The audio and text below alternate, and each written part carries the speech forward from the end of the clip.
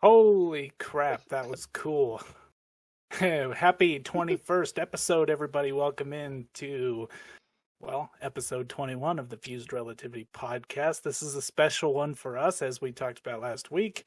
Our podcast is old enough to drink. You're here. So, here, cheers. And that was like a freaking movie. That was a nice whole. That was cool. On the special show, we get a special new intro. Well, and I figured this stage would be better suiting. Dude, I'm impressed, honestly. Like, that was super cool. And I like the geese watching because, I mean, it's become a running joke at this point. Yes. Also, we were gonna wait to talk about this, but it was cool enough to jump right in. And John, you went a little phallic on the rocket. Just saying. Well, I mean, it fits with everything that's been going on. Yeah. I was gonna say, if you saw there was a lot of memes on the internet about Bezos's new Shepherd, because that thing's like straight out of Austin Powers. Bezos with the shaved head kind of looks like a dick too. And then he puts the helmet on, the cowboy hat. So that just looks kind of like Bezos wearing the cowboy hat. To me, looked like a dick, like his rocket looked. He was going all symmetry. Yeah. Well, he had to make sure that there was no virgin territory. No longer virgin. Yeah, it's I don't know, the heart of the Amazon. What I don't know what he's calling it. Yeah, John, that was super impressive. I know you said it took a while to do, but I feel like you got a lot accomplished because that was literally like a movie. It was fascinating. Now, like I said, the perfectionist part of me, if I had sat and done that the way I really wanted, I probably would still be working on it in a year. I mean, I even had to re-render. Well, that's too much. A good plan now is better than the perfect plan. Come on, right? Well, a year, that would be silly. Come on, this is good. Well, and I like the view. Yeah, that's kind of why I was just like, nope, I'm done. I only redid one part, and that's because it looked really bad. And that was part of the reason why it took almost all day, is because I had to figure out a little issue with Blender. But yeah, we're looking as soon as you got over that issue with Grinder, you were able to work with Blender. You figured out. That was a busy day for you. Seriously, we're doing our podcast and looking at the Earth, actually in space, which is more than we can say for Bezos and Branson. Yeah. And yeah, so somebody quick, Chris, wave, and we'll see if we can see you waving in the picture. It's also funny you mentioned that, because did you see the article about the FAA? Yeah, they changed the title of astronaut to someone who has done. I think it said it's someone who has performed tasks to further humanity, public safety, and something else. So to be an astronaut, you literally have to do something in space that is worthwhile. Not just be a space tourist. Well, I mean, that's probably the smart play on their part, because with Bezos and or New Origin, no, I'm getting the names mixed up. Virgin Galactic, and Blue Origin. It's New Glenn. Jeez, I haven't even started drinking yet. With them both now entering, the tourism market, if anyone that went to space aboard their little hops being classified as astronauts, it wouldn't make much sense. I already came up with a workaround, because what I'm going to do if I ever go up there is I'm going to take a volcano, one of those ones where you put the vinegar and baking soda, and then I will have furthered humanity in space. I will be an astronaut. You will astronaut do that. Well, so it is our 21st episode. We are going to have some fun with this. I had some pushback, but I'm going to do it anyway. To anyone who may be watching the show tonight, if we do see the word Tinker Cat in our chat, we will all drink. And hopefully it doesn't get carried away. Who knows? But so anytime we see the word Tinker Cat in our chat, it will be drink time. Oh, I just found out I'm allergic to Tinker Cats, so I don't think I can play. I still don't know what it is. But I will abide by the drinking game rules. Yes. And also, I wanted to go and do a little intro and maybe get a little bit of the 21st birthday, just because that's where we are. Get your little bit of a story. Maybe did you do anything fun? Do you remember anything? Kirk, let's start with you. No AC, no pants. I'm assuming, I already know actually your AC went out, so I'm guessing you don't have pants on. Exactly. Last week I said I'm against sweatpants, both of them. So no pants to try to avoid sweating. That's happening anyway. But what are you going to do? You can't see it. Right. Yeah. No harm, no foul. All right. So we're not gonna live stream anytime soon. But yeah, just trying to get through it. I'll work on it. But hey, at least I'm not in Arizona. Things always could be worse, you know. Indeed. Did you have anything from your 21st birthday? Any good story from that? Monday, and I was like the older friend, so I think I knew one guy who was old enough to go to the bar with me, and the only thing that happened was it was a Monday and the bartender was bored, and he tricked me into like sniffing whiskey to get a free shot. But other than that, it burned for a little bit, but I don't know, I was 21, I didn't know better. Whatever. Yeah. So, John, how about you? Other than making that super cool intro, how was your 21st? I think that was not the first time I drank. Maybe it was. I wasn't as rebellious young. No, I was working at 7-Eleven at the time, and after work I was like, I'm gonna go to Safeway and get some. I can't even remember. I think it was Mike's Hard Lemonade. And that's what you started with.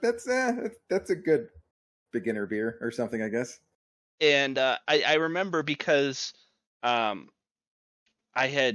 think I got my driver's license renewed that day before I went to work, and then but because they don't print you the new card right then and there, I only had the paper and my hole punched old card, and the dude that was the cashier was like, you're not supposed to do this, but I don't care.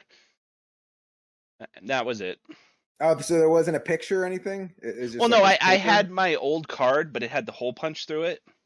Oh, okay. It's like, yeah, no longer legit. And then I had the paper receipt or whatever it was saying this is your temporary ID. Yeah, temporary until the permanent one comes. You weren't buying like a quart of whiskey and some tequila. You're like, it's a 6-pack of. Yeah, okay, it was. How bad could he screw things up with that? He's okay. Well, I remember my 21st birthday was. It's funny because your guys' were both are like, yeah, nah, not much happened. My 21st birthday, my truck blew up on my way home from the Springs to Denver, and I bought a new truck that same day. That's right. Yeah, I stopped at the liquor store by my house, and I don't even remember what I bought, but I got like a free shooter, because they were like, oh, it's your birthday, let's get a free shooter. So I picked like the most expensive shooter that I could see, which I think was like Wild Turkey Rare Breed or something like that. And then it's so funny. I came home took the shot, and then went to bed. Like, I was exhausted. Buying a truck Yeah. after my other one blew up, I was so tired. I was just like, I've drank before. I know what this is. Right. You had a busy enough day. You had a lot going on. You didn't need to throw a lot of booze on top of that. Yes. So, yeah, that was my 21st. Not exactly.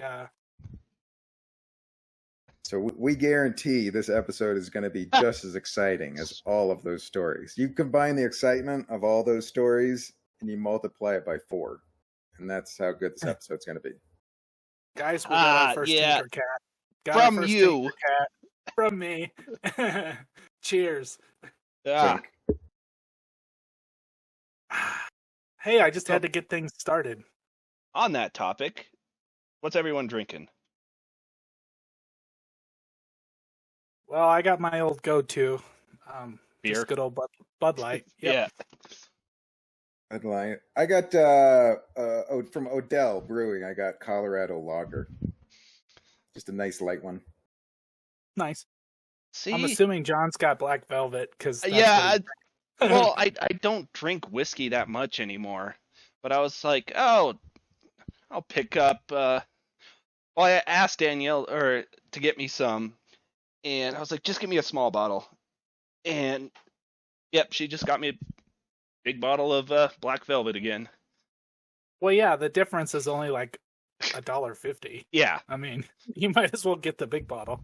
Yeah, it's not like it's not going to go to waste. You'll you will drink it, so it'll get the value. I was kind of hoping for some Jack Daniels or something, but it's all right. It all tastes the same after, Yeah. Oh yeah, Well, once you're drunk, yeah. Oh, so yeah, what are we talking about today? We're gonna. Well, we kind of touched on it a little bit, but we did want to talk a little bit about Bezos's little trek into Penis rocket. the penis rocket.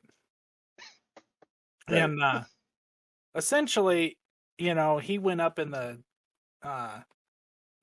to past the Kármán line, which technically was space on international standards. And so he was bragging that they were all astronauts, and then the FAA came in and said, no, you're not astronauts. And then, like a total douchebag, he came down and thanked all the Amazon workers and customers for sending him to space. Yeah. I as a former Amazon worker, that just seems very tone deaf, and it just makes you hate him more. Because on some level, I'm like, do you have a rough estimate how many billions this idiot has poured into making a rocket into space? Like, Well, and that's just it. He's not putting his own money towards it. he's taking money from the company. Where's he getting the money from? If I'm not mistaken, and I could be entirely wrong, but isn't Blue Origin owned by Amazon? Well, it was his company. He said, he goes, Amazon customers and workers, thank you, you made this happen. So I'm assuming all of the money and all the profits, that's how he got into space. Yes? Yeah, and I'm assuming there was investors from other sectors, but for the most part, he was using Amazon to fund his company. Right. And to me, okay. if he would have taken half of those billions and just spread it across his employees, he could have increased the living conditions of, because I think Amazon is the 3rd highest employer. So instead of fighting unions so they can't unionize and they get better wages or like better conditions, no, I'm going to put billions into space just so I can stroke my own ego and I can go, yay, space. Am I way off base there? No. But I've done the numbers on stuff like this, and even if he were to say, oh, hey, I'm going to split up all my money between all the workers, it's not that much. I mean, it would. But it's better than nothing. No, I agree. What they're getting. I hate that argument of it's really not that well. Well, if you're a billionaire, you have some to spare, and any you have to spare is better than none. So stop being stingy. It's one of those things, like you said, is kind of tone deaf. Like people who heard those comments after he came down were just like, hey, screw you, man. Like, I didn't work for you to send you to space. I worked for you because I needed a job. Right. And the people working in his they will never be able to afford to experience it themselves. So once it's like something he's taunting them, that's something something they'll never experience because it's out of their price range. It seemed just extra tone deaf. And then the Dutch kid who was with them on the flight was like, just so you know, I've never bought anything on Amazon, which kind of made me laugh a little bit. Well, it made me laugh too because they had the oldest and the young. It was like an 18-year-old and like an 82-year-old. Can you imagine the insurance on that thing? Oh, geez, those two together, horrible. Well, and the weird smell too. It smells like old person, but the young kid spilled candy. It was just annoying. Okay. The 82-year-old came down too, and they asked her, "Oh, what'd you think of your space flight?" And her response was pretty much, "Meh." That's kind of I mean, it's a couple minutes and you're staring out a small window, and I don't know. I could see it. It's almost like in theory, it sounds better than in actual practice.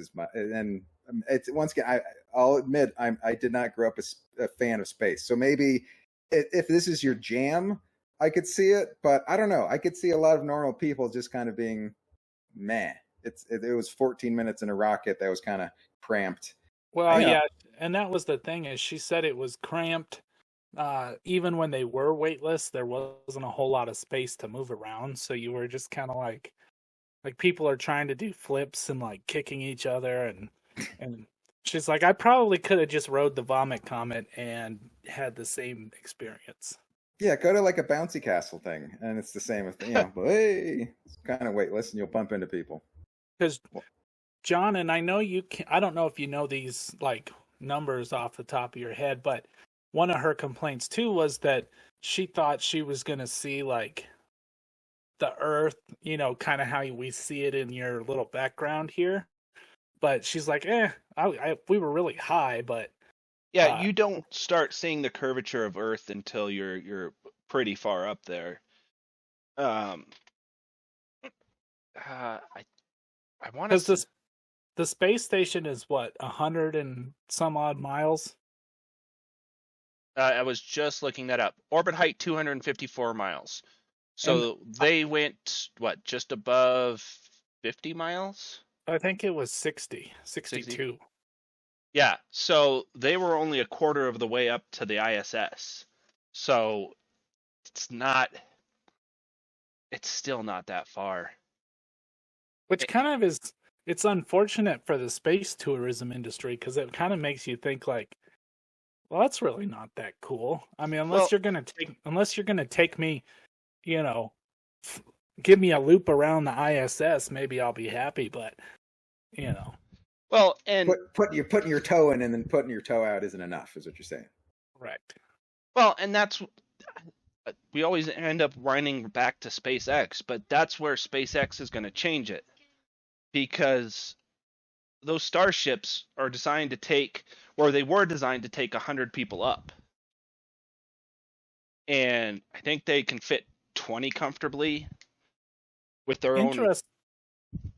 Interestingly enough, they test fired the Super Heavy. Yeah. On the pad, which I saw, and I was like, okay, test fire. I think now they're shooting for like an October launch or something like that. Well, and that's for the orbital launch. See, and that's what kills me about this whole, pseudo billionaire space race. It's like the one billionaire that's actually going to be the first, to get people into orbit or tourists into orbit. It's going to be SpaceX. Well, and if they go to Mars with a Starship, that's technically, those people are astronauts. Yeah. If you touch down on another planet, that's the definition? Well, then they're going to become Martians? Well, it seems like they go collect a rock or something, and anything they bring back, since we have nothing, is, hey, that's better than what we got. So, hey, you're an astronaut. You're a geologist. I guess at that point, if you're on Mars and no one else is, you can be whatever the hell you want. So, Well, you could be and, the grand czar of whatever. Who cares?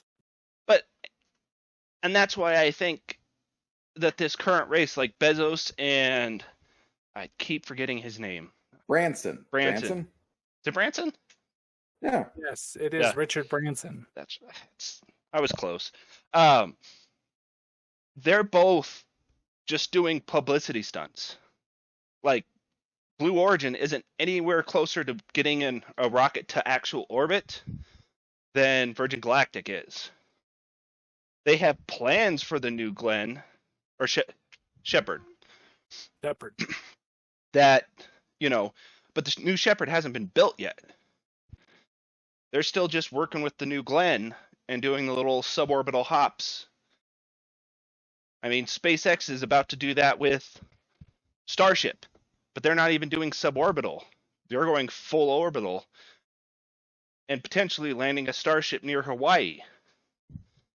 It almost seems like who's the better showman right now. I'm reading a book about Houdini, and it's weird because everybody thinks Houdini was the best magician ever.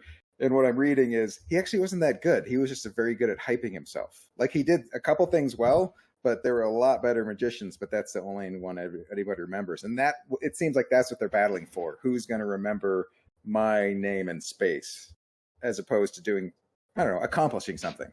Or having actual tasks or scientific gains. Oh, and it's all a competition right now. That's all they're viewing it as. And I mean, don't get me wrong. It's definitely furthering our spacefaring endeavors.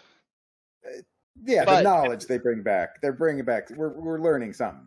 It's a game of my phallic rocket is bigger than your phallic rocket. Well, I heard like when the penis rocket it actually got into outer space, it actually shrunk because it's colder. Can you confirm nor deny that? No, neither. I don't know. Wow, that shouldn't have stumped you. Anyway, all right. Okay. By the way, I looking at it. Is there a way in the window?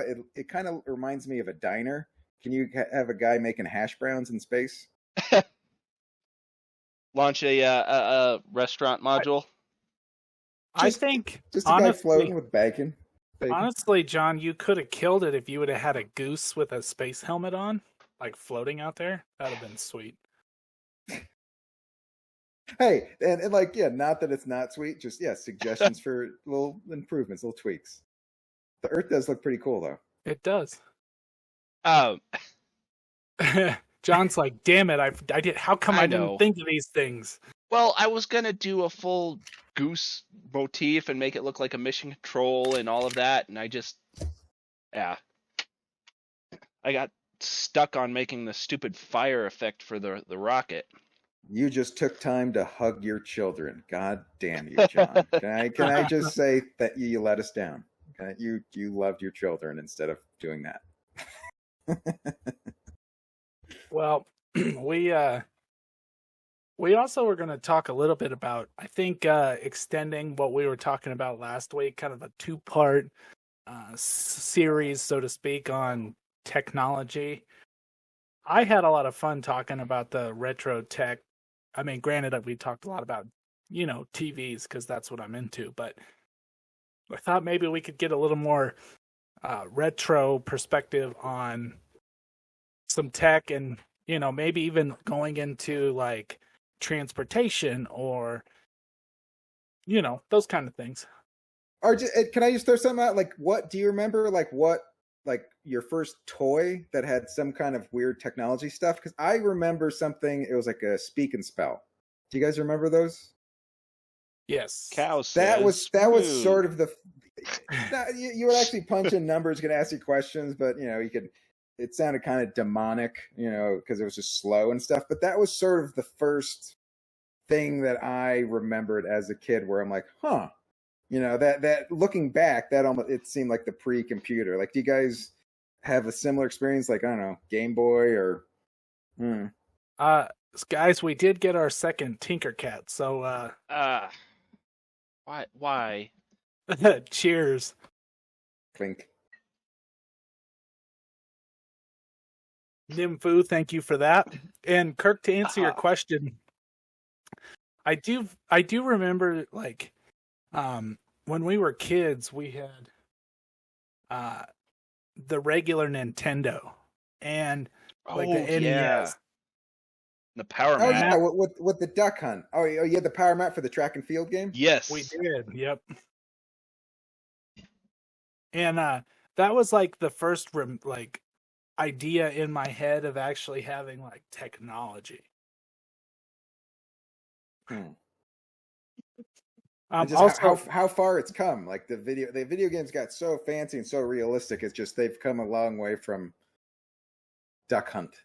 Well, and prospectively looking at that technology, like NES when we were kids was so far like that's like the coolest thing you could have, and it seemed that way. It was cutting edge, and then you go to eventually the Sega Genesis, and you're like, whoa, look at the graphics on this thing. Like this, it jumped up a couple of levels. Yeah.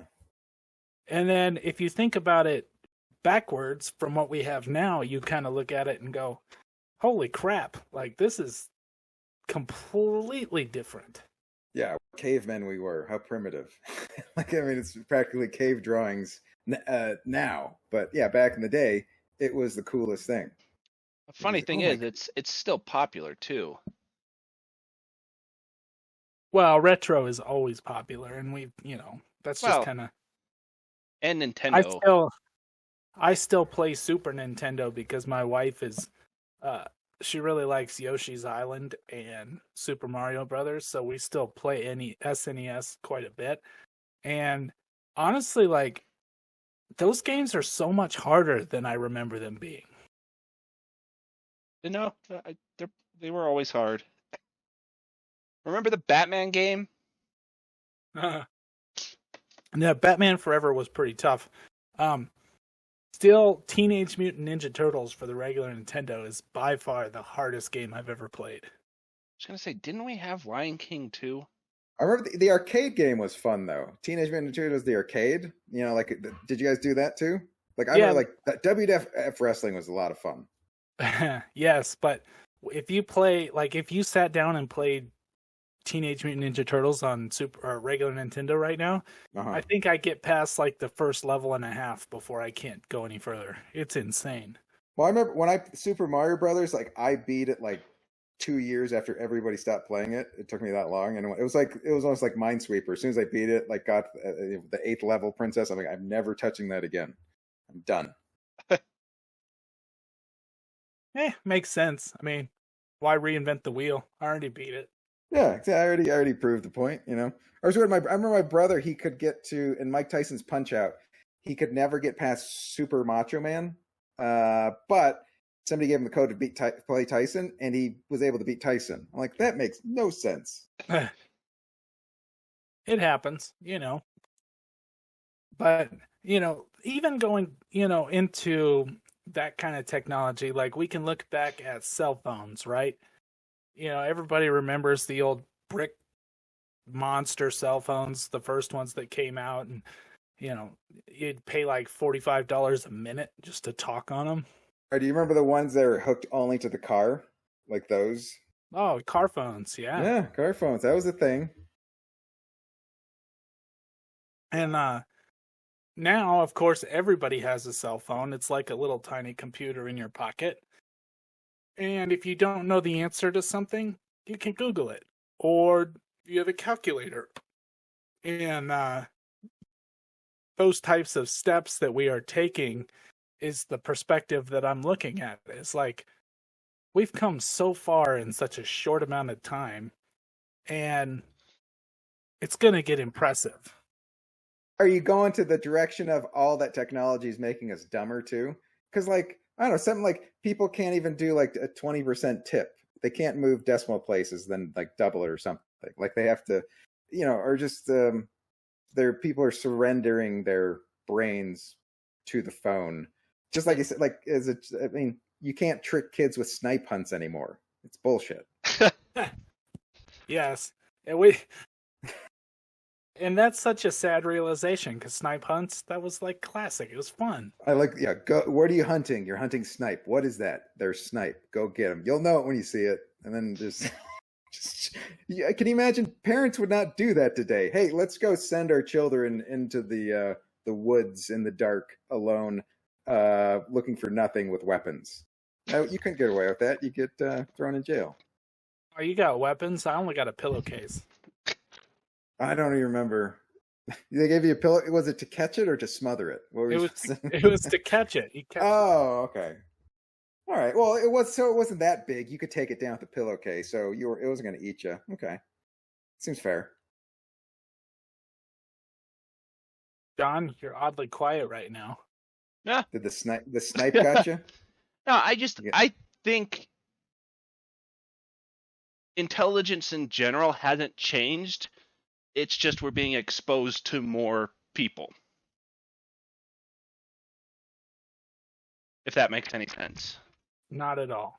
So, well, I'm assuming with like Kurt's thing about the tipping.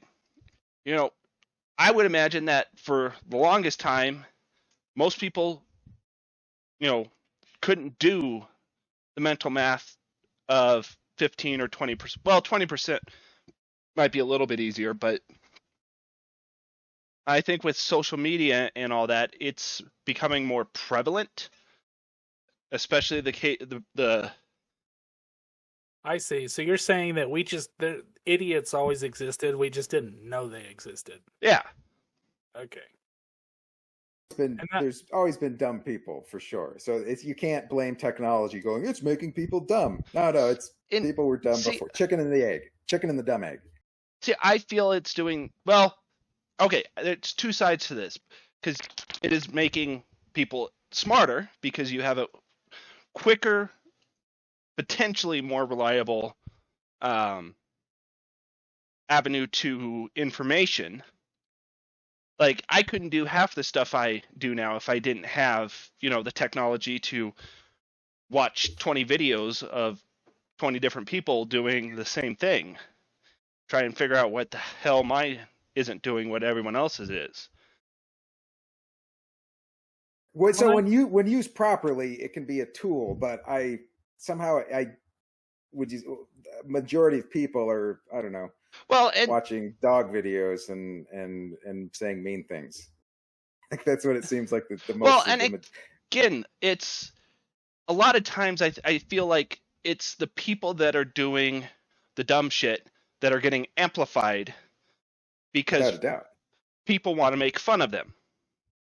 Sometimes they agree and it goes out of control, but like just in an average setting, if I wanted to figure out how to change a light bulb, 30, 40 years ago, you would have to, know someone that knew how to change a light bulb.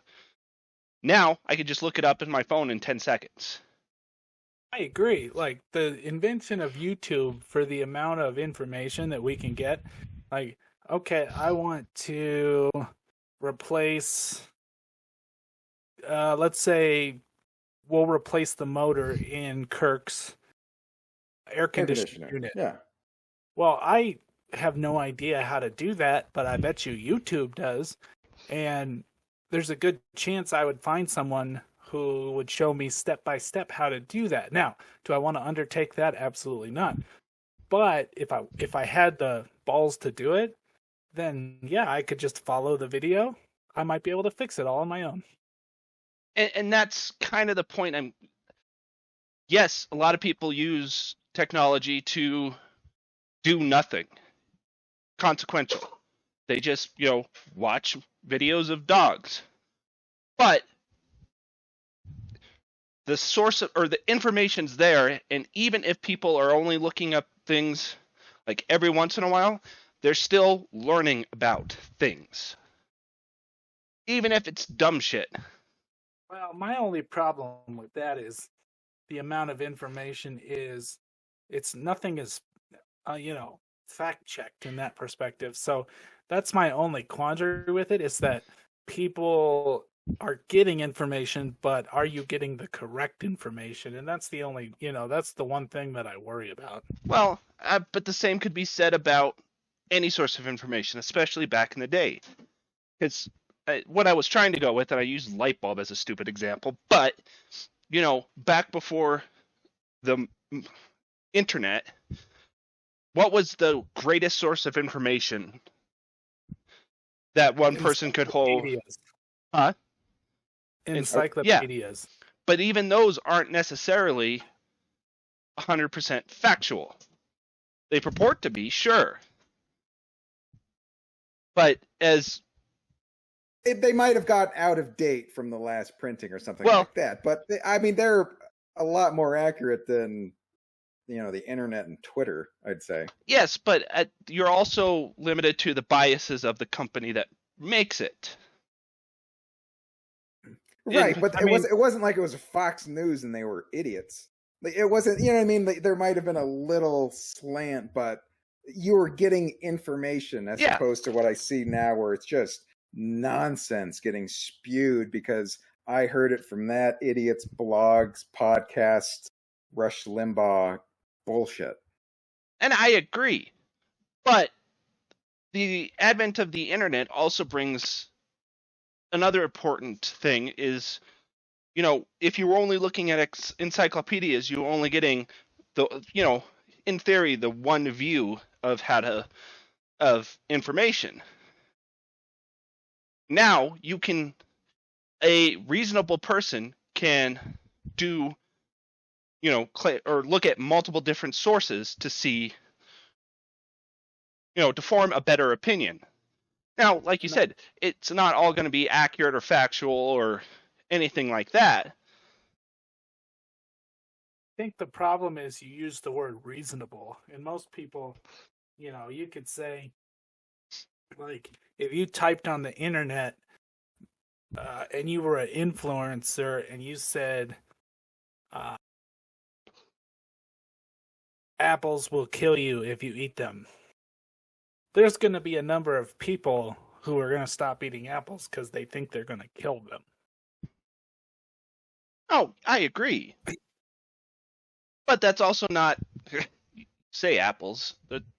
I mean, yeah, okay. I was going to argue a point, but I'm not going to argue it. I was going to say, yeah, it is true, though. If you do eat apples in too much of a quantity, anything in too much of a quantity will kill you. Yes, but you also know that's not what I was talking about. I know. That's why I decided to not make that argument. But no, it's just like thinking about, we talked about flying cars a couple episodes back, and they had the successful flying car flight, and you were on the team of, if there were flying cars, that majority of people would not be using flying cars because they wouldn't be able to fly them.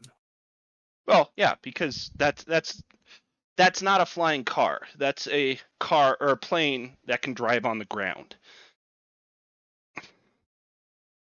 Be controlled by like GPS or something, basically almost like radar. They'd be almost like a drone, but they'd just be delivering themselves, essentially. Well, that's, if we ever get flying cars, that's what they're going to be. Yeah, they wouldn't let us idiots there's no lines, there's no thing. It would go poorly. Any flying car will have to be completely autonomous. And I'm on the spectrum of, like, with self-driving cars. I have multiple thoughts on self-driving cars.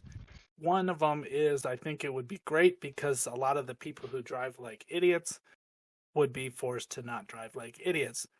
Would I want to give up my freedom of driving? No.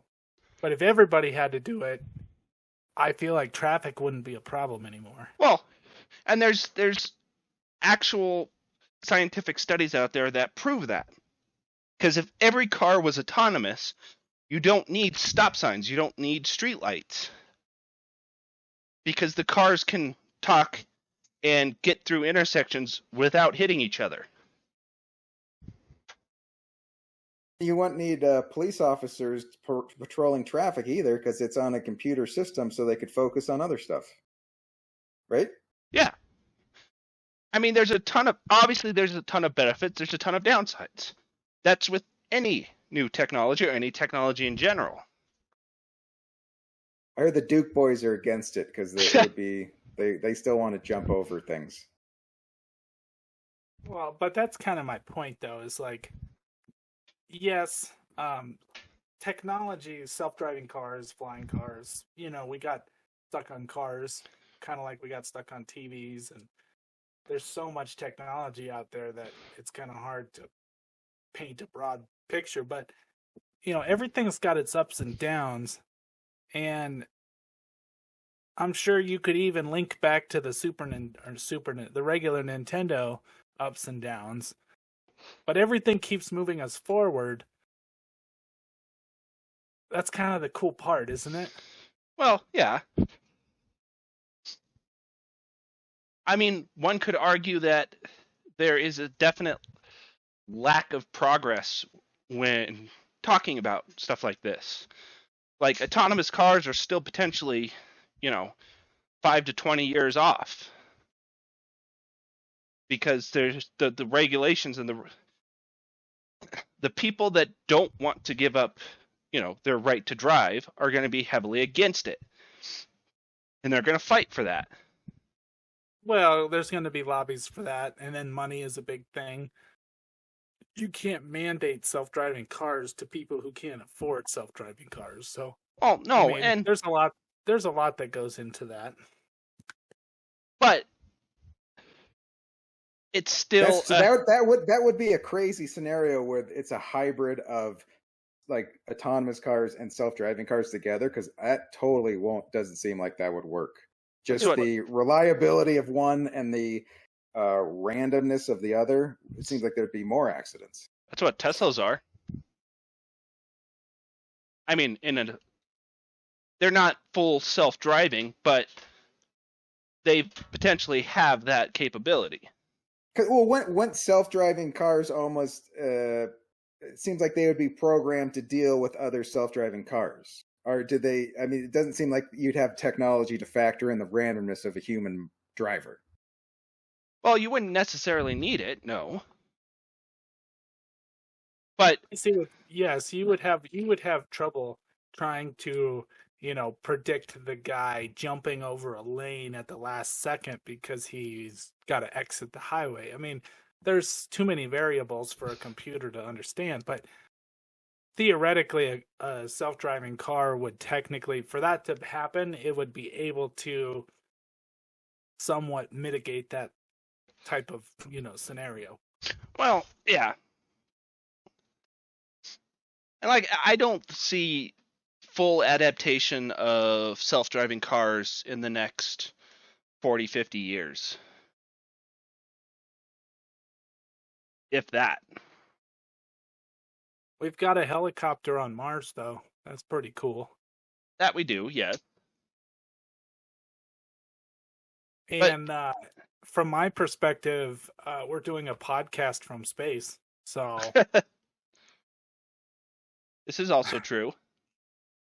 Things are moving right along.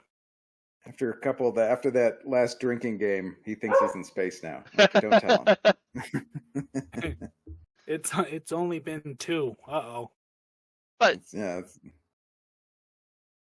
I mean, I see there's a lot of slowdown. Like, let's go to a topic that we haven't even discussed before. What about body augmentation? Like, we're almost to the point, well, we are to the point where someone who has lost an arm can get a almost fully robotic replacement. Sure. And then, the prosthetics have become insane with the amount, especially with the 3D printing technology that they've come up with. Some guys do, like mountain climbers, continue to mountain climb with the leg that's made from a robot, and the ankle pivots and stuff, and they can. Yeah, it's ridiculous the progress in that. So, let me pose this: how long until you think Because there's already people out there that want their limbs replaced. How long do you Really? think it They would? want to. So someone they're gonna cut off their arm to get another arm so they can be a better pitcher. Like what Well, is that? Like it's just people who are older and they're tired of hurting, or is it like are these athletes who are trying to like that's the okay? We can't do steroids anymore. We can't use the sticky stuff, but I'm going to use a robot arm. Is that where we're going? well, I mean, kind of. Like Chris is a perfect example because we both share a shitty disease of gout. Like when I had my flare-ups, there were times where I was like, I would be completely fine with just cutting my leg off and using a prosthetic. Well, and that's. I'm sure. What's your thoughts on that, Chris? I think that. I mean, obviously, I'm not like, oh yeah, let's cut it off. But it's like, if the technology was there that I could replace it, I absolutely would have. You could part yourself out. I understand. I understand where you're coming from, especially in a scenario like that, because gout hurts so much when you have an attack that that's an emotional response of like, yep, just cut it off. I'll be better off.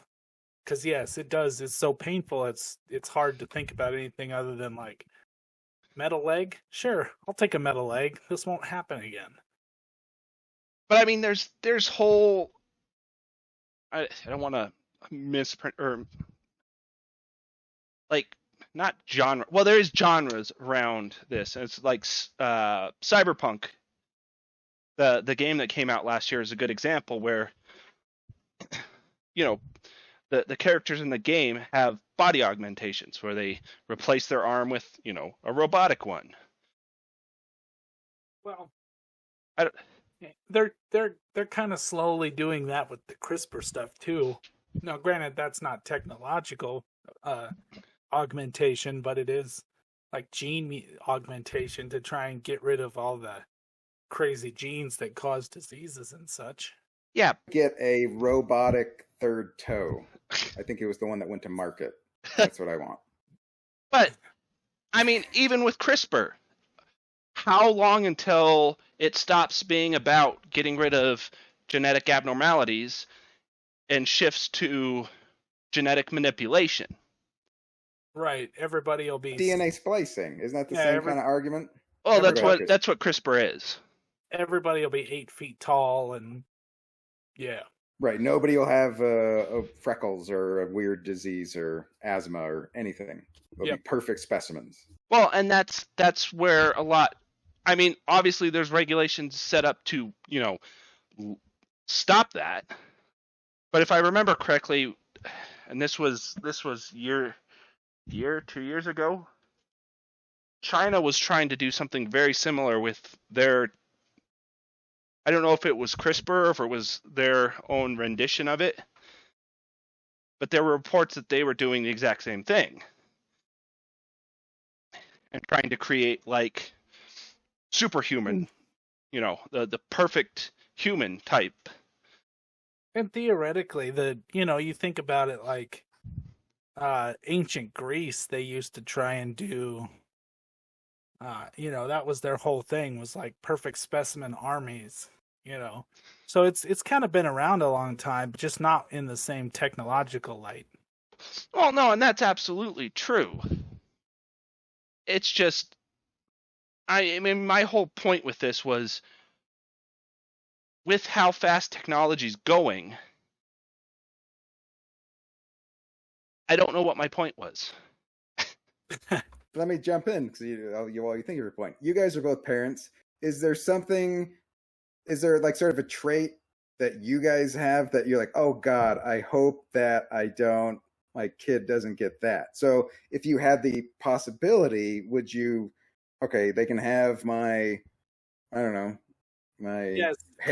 my thing, but not the odor. That's what I'm assuming. Well, but I mean, yeah, because Gout would be one. Please gout don't. Would be one. No gout. I mean, I'm assuming you also have the whole reflux issue. Nah, mine's no, but I have allergies. Like, I'm allergic to everything, so. Yeah, that's true. there's always things, Kirk, that you could be like, oh, I hope I don't give my kid that. Kind of like personality, or like, but the medical things where you guys went to, you know what I mean? Like, oh, I hope she doesn't get, I don't know, my sense of humor. It'll really set her back.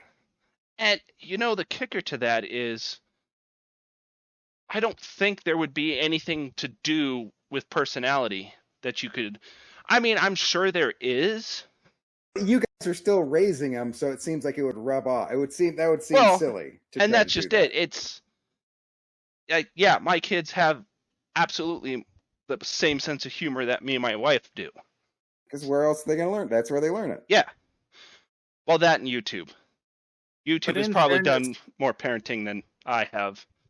In fairness, Delilah's smart. I don't know where that came from. Yeah, baby swap, mix up at the baby nursery, I'm guessing. Must have been. Or she stole all of your brain cells. Somehow she did that. So all of the loose ones, it was like Magneto just pulling magnets. I'm assuming that's what Magneto pulls, right? I hope so. If he doesn't, he's a stupid name. I'll say that right now. Well, wow. Oh, go ahead, Chris.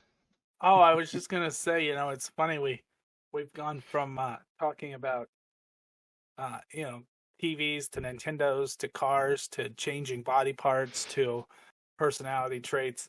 Look at all the different things that we can talk about through technology, and look at where those weren't 40 years ago. Well, I mean, the conversation's been the same, body augmentation, sure, that's been talked about. Personality, been talked about. It's just, like I kind of brought up at the beginning, it's the amplification that we're seeing. Like, 20 years ago, or now 20 years ago is almost it's almost too early, or not late, far enough back.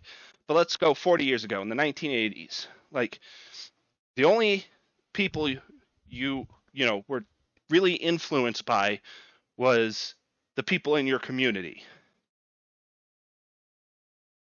So you really didn't get There's still TV, and I would music. The type of music you're listening to either through the radio or stuff. I think there were other, and with people you went to school with in your community. I would say that, but not. It's definitely not as broad. Technology has invaded almost every aspect of our lives compared to it was much smaller focused. You weren't bombarded with it at all times back in the 80s. Well, and even then, if you took a TV and said, "Oh, well, there was TV," it was still a small set of people, because the TV shows were all tailored. Most of them were comedies. Even the serious dramas were comedic. Like, I'm gonna say MASH, but MASH was 70s, wasn't it? I mean, that's Cheers. Cheers was a show like in the 80s. People you could water cooler people. There was only 3 big networks, and there was only 30 channels, and cable was kind of new and weird. So people were kind of watching mainly the same stuff. Well, and that's just it. But it's still that small set of people. You weren't like, I wouldn't have been able to find, look at a post on Reddit and see thoughts and opinions from people from all over the world. Somebody angry in Connecticut is not going to reach you unless you're maybe ham radio. But other than that, you're safe. Yeah, and I think that's a big thing with all of this is we're still kind of in this new era. Social media has only been around for about 20 years. And that's kind of the amazing, like I said, the amazing part is when you think about 20 years of social media, that's like, that's insane. I mean, I think the creepiest part about that is there's like a whole generation of like younger kids who don't know life without it. That's the part that spooks me. Yeah. But I don't like that. I like having people. It's like, you know what I mean? Like being like, yes, I'm aware of the internet. It's a tool, but it's not my life. I remember a time before that. I think some people are. That's going away, and that it's. I don't know if that's a good thing.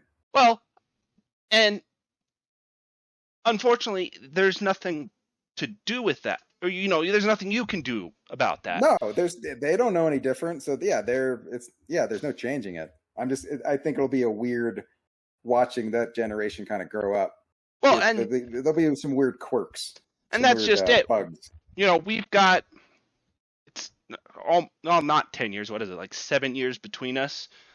And we kind of were all in that, I don't want to say like pinnacle part of time where everything we can see was both sides. Yeah, we're on the valley. I think that's what is that we're going for. It's like just like we remember a time before, but we're not old enough where we're baffled by the technology. So yeah, we grew up with it.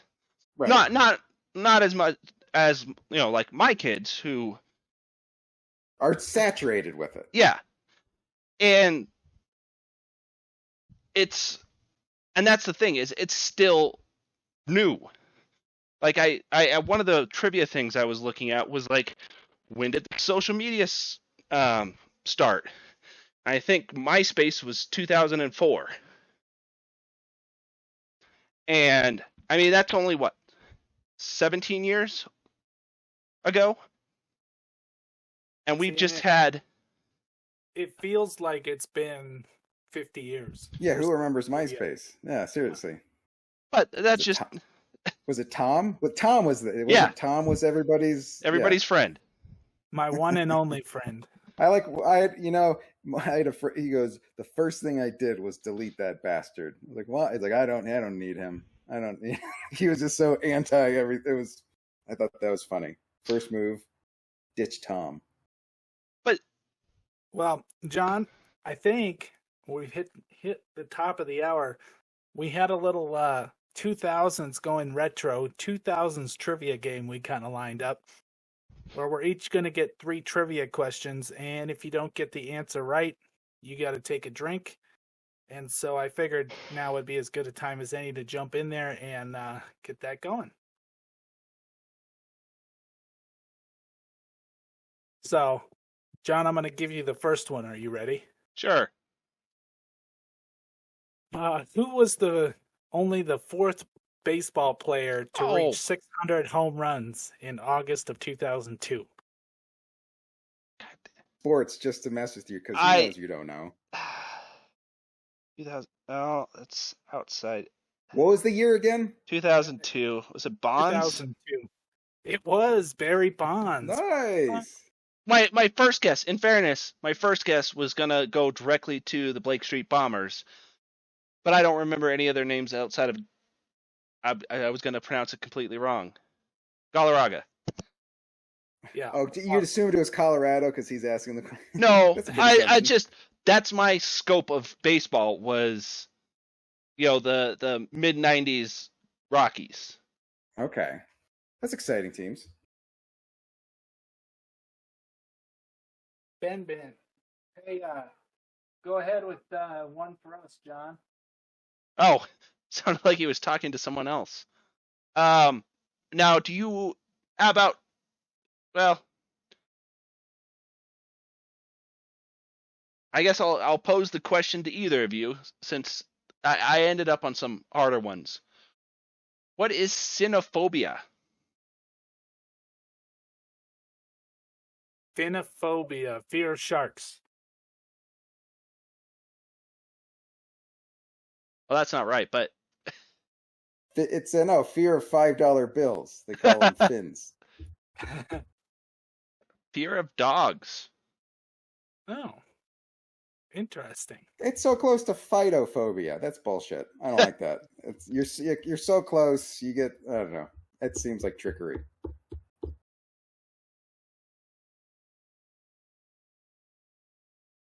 Oh, here's one, John. This is some nice 2000s nostalgia for you. Ready? On Friends, which one of these people got an interesting tan? Chandler, Rachel, Ross, or Monica? I don't know. Uh, Speaking of Friends, how much did you guys not I'd have to watch the reunion? Yeah. I mean, it was an okay show at the time, but there was a reason for that. I'd probably have to say Chandler. It was Ross. Yeah. Correct answer was Ross. Ooh, circle doesn't get the square.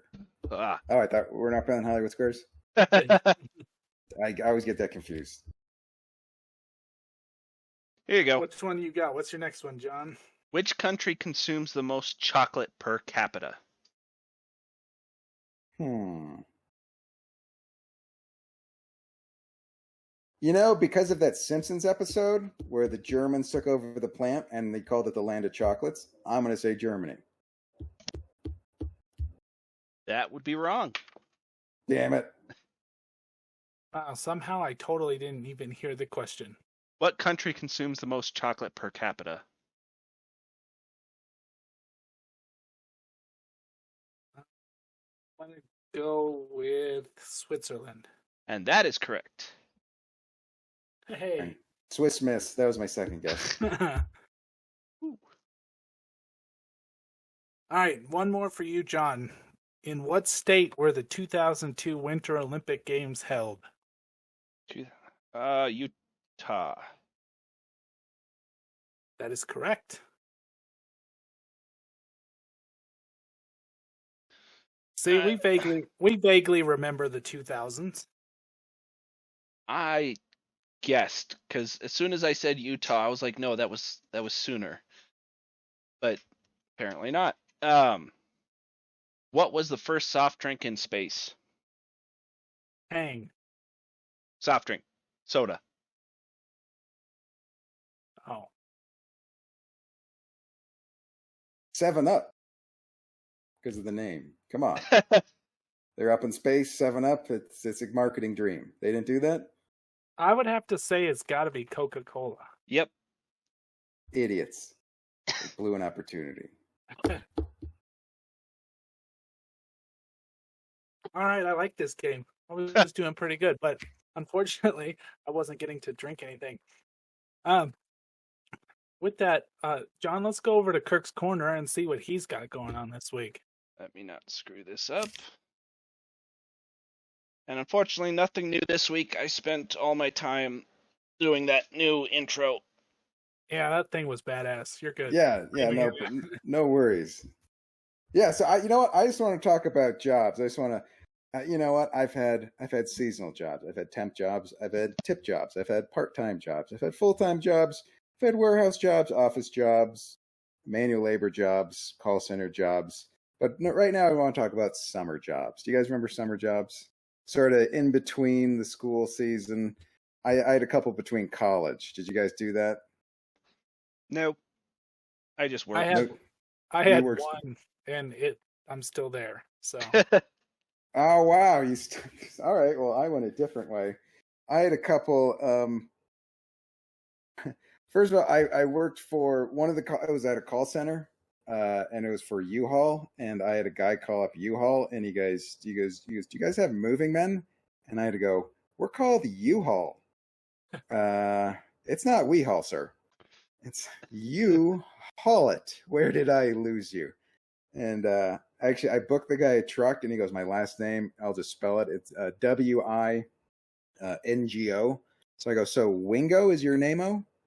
And yes, glad you guys laughed. Mr. Wingo did not. He did not like my joko, and I did not have that job-o much longer. One of the ones, actually, I worked for Best Western. It was reservations, taking call center, and I don't know if you know this, but like in cities, like hotels would come in to put, they would give like food and like presentations about their property because they're thinking if somebody calls in and goes, "Hey, I need a Best Western in San Francisco," you're supposed to go, "Hey, that Best Western gave me sourdough bread." So you put them in there. I'm not sure if you guys knew that, but it was just hilarious because like I would see people on like rascal scooters, like who were too heavy to move, racing to the free food giveaways.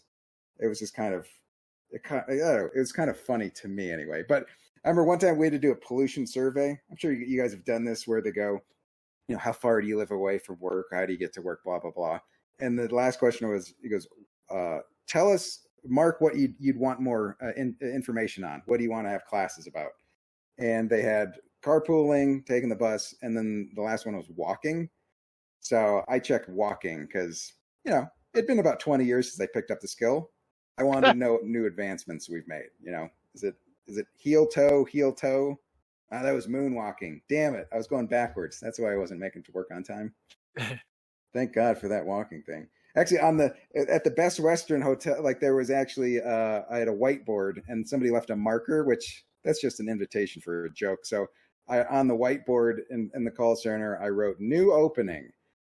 Ramada sucks. How can I help you? And that stayed up there for a while. I thought that was kind of funny. And I remember when I worked in there, they would give you bonuses if the percentage you sold. So it took me about like 2 days to figure out the less calls I took, the less sales I had to make. So I would just blatantly talk to people just to lower my percentage and get bonuses. And on the phone, they had a clock, and I wanted to see what would happen when you got it past 99 minutes and 59 seconds.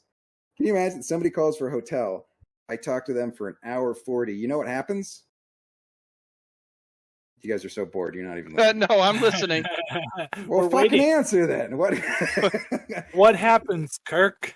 It resets to 0 because they never. That's what I did that twice.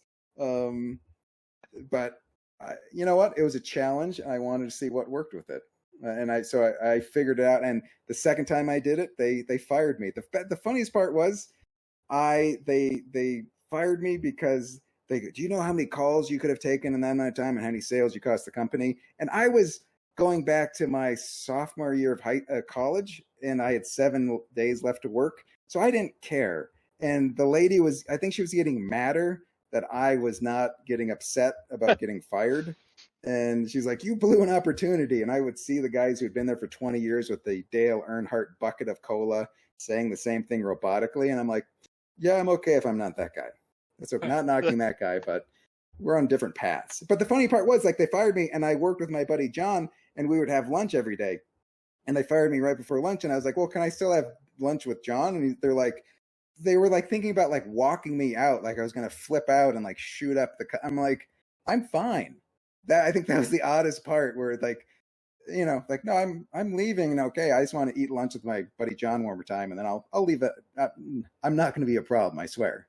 Like, no, I'll leave. Can I stay for lunch though? That'd be cool. Right, I'm not on the clock anymore, right? Then what do you care? I'm just I have a sandwich in a refrigerator that I want to eat. Are we good? There's no violence, I promise. The one thing about that job, I remember it was the first time like with holiday pay, and I remember I would work a shift. It was until like 10 p.m. and then the next day was 4th of July, so you get time and a half for holiday pay. So I just signed up. I go, just give me whatever hours you did, and then they scheduled me for 4 a.m. the next day. So I worked from 10:30, like slept, and I was so out of it. I picked up the phone when the alarm went off. Like the alarm's going bam, bam. I'm like, hello, yes, hello, and I'm like, I'm not sure if you've ever been like punch drunk at work where you're just exhausted. For the first 2 hours, I didn't even know I was there. You know what I mean? Like I was still asleep. And then like the next 2 hours, I was just like on autopilot. So somehow I was functioning, but I didn't know what I was doing. And then for 2 hours, I was upset, and then I was exhausted, and then I fell asleep.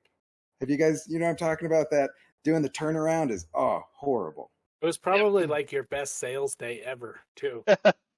I was just probably in the zone. Yeah, just no idea what I was saying. But actually, because there was a button, like if people complained, you could like hit a button to try to lower it by a little bit. And sometimes people would go, oh, I'm booking it right now. And then I would hit the button anyway. And they're like, oh, how'd you do that? I'm like, I just, want to be nice. All right, I go, I can get it down to $7 or this much money. And they're like, when I call back, what do I have to say? And I just go, you just yodel. And I just love the concept of somebody at the call center. They're taking a call and they're like, "Oh, that's going to be $178." Oh, is it? Yodel. What did that do for you? Nothing. You just yodeled at me. Damn it! That guy screwed me over again. All the impacts you've made on people's lives, Kirk. That's right. I wouldn't say I left the world a better place, but just a more confused, frustrated place. I think that's what I really accomplished. All right. Well, that was Kirk's Corner. And well done, Kirk. I like hearing about your past jobs because they're always they're very interesting stories, to say the least. Oh, I thank you. Well, and there's always going to be more. I'll have to, you know what? Stay tuned for more exciting, odd jobs. I bet whatever crappy job you've had, I've worked there too. The micro of crappy jobs. I'm a renaissance man of shit. That's what I call myself. Yeah. Well, be a plumber, then get back to me. All right. You know what? I haven't done that one yet, so maybe. Well, guys, I think we're gonna go ahead and wrap. I know we usually do our off-topic after that, but unfortunately, I have a crying baby I have to get to, and well, it was the 21st episode of the Fuzed Relativity podcast, and most people on their 21st birthday don't last an hour and a half. So I think it just fits in form, if I'm being honest. And if on your 21st birthday, never drink a crying baby. That's a bad drink. that's don't ever order do 3 wise men over a crying baby any day. Ooh, don't drink that either. That's a bad one.